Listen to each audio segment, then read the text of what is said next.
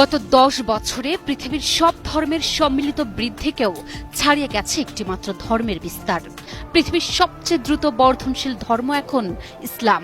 ইসলাম ধর্মের অনুসারীর সংখ্যা বেড়েছে এতটাই দ্রুত যে একাই টেক্কা দিয়েছে সব ধর্মের সম্মিলিত বৃদ্ধিকে। 2010 থেকে 2020 সালের মধ্যে ইসলামের অনুসারীর সংখ্যা বেড়েছে প্রায় 35 কোটি।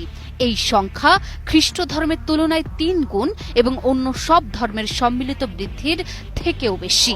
ইসলাম ধর্মের এই প্রবৃদ্ধি এসেছে মূলত প্রাকৃতিক জনসংখ্যা বৃদ্ধির মাধ্যমে।